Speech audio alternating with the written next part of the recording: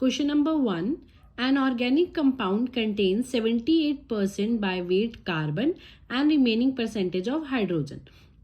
The right option for the empirical formula of this compound. See, अब हमारे को इसमें कार्बन की परसेंटेज गिवन है दैट इज 78% एंड उन्होंने बोला है कि यहाँ पे आपके पास कुछ एक्स्ट्रा हाइड्रोजन प्रेजेंट है, तो हाइड्रोजन की परसेंटेज कितनी हो जाएगी 100 minus of 78 that gives us 22%, right. तो हमारे को याद होगा कि इंपिरिकल फॉर्मूला फाइंड करने के लिए हम एक टेबल बनाते थे जिसमें हम सबसे फर्स्ट लिखते हैं एलिमेंट्स हमारे पास कौन कौन से हैं, कार्बन एंड हाइड्रोजन, राइट।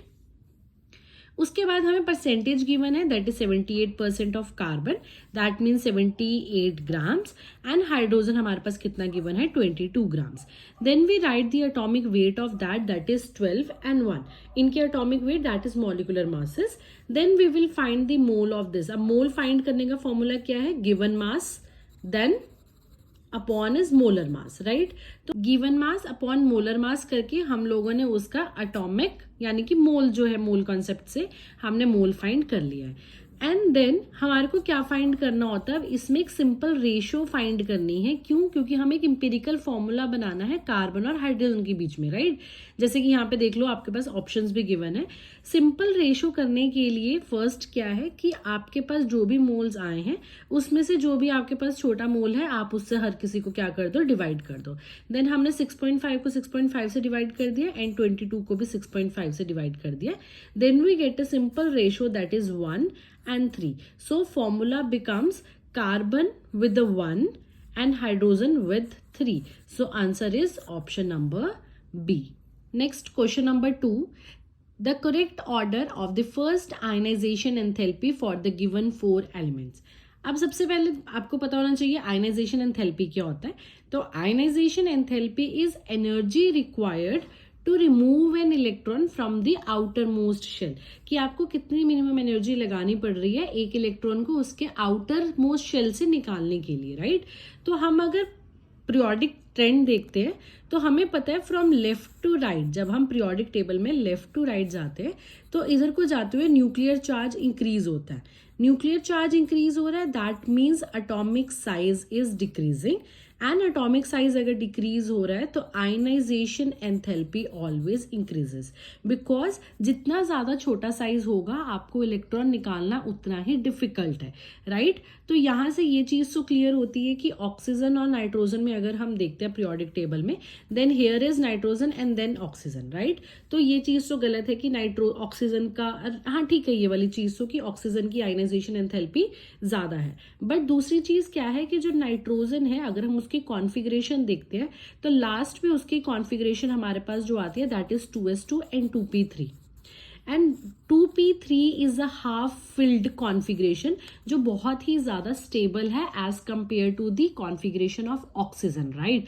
तो नाइट्रोजन में से इलेक्ट्रॉन निकालना ज्यादा डिफिकल्ट है। तो ये चीज क्लियर है कि ऑक्सीजन और नाइट्रोजन में से नाइट्रोजन का आयनाइजेशन एंथैल्पी ज्यादा है। तो अगर हम यहाँ पे इस केस में कहीं पर भी देखें तो हमारे पास एक केस तो यही आता है कि नाइट्रोजन और ऑक्सीजन में नाइट्रोजन की आयनाइजेशन एंथैल्पी ज्यादा है। थर्ड इज अगर हम फ्लोरीन की बात करें तो fluorine is in the 17th group, तो वो तो वैसे भी हमारा बहुत ज्यादा राइट साइड में है तो इसका साइज तो सबसे छोटा होगा, एंड आयनाइजेशन एंथैल्पी इसकी फ्लोरीन की बहुत ज्यादा हो जाएगी, बहुत साइज छोटा है, राइट। तो हमारे पास जो ऑप्शन बनेगा that is option number D. Next question is question number 3। एक और इम्पॉर्टेंट चीज, अगर आपको किसी भी क्वेश्चन में डाउट आ रहा है, राइट, तो आप मुझे प्लीज कमेंट करके पूछ सकते हो। आपका कोई क्वेश्चन है आप मुझे उसकी फोटो भी सेंड कर सकते हो मेल आईडी पे, तो मैं उसका इजीली आपको सोल्यूशन करवा दूंगी। Okay Okay, now come to the question number 3. Identify the molecule which does not exist. Right? सबसे पहले तो आपको टॉपिक पता होना चाहिए किस टॉपिक का है। This is from MOT। आपको यहीं से क्लियर हो जाएगा कि कौन से वाला ऐसा मॉलिक्यूल है जो एग्जिस्ट ही नहीं करता, राइट।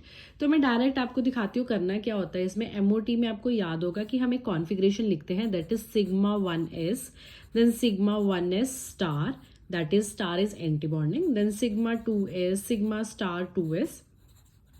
तो to find the bond order, like अगर आपके पास bond order means number of bonds present in an particular molecule, तो हमारे को पता है कि अगर मेरे पास बॉन्ड्स ही नहीं होंगे तो मतलब मॉलिक्यूल भी एग्जिस्ट नहीं करेगा। तो बॉन्ड ऑर्डर का जो फॉर्मूला है that is number of bonding electron minus number of anti bonding electron upon 2।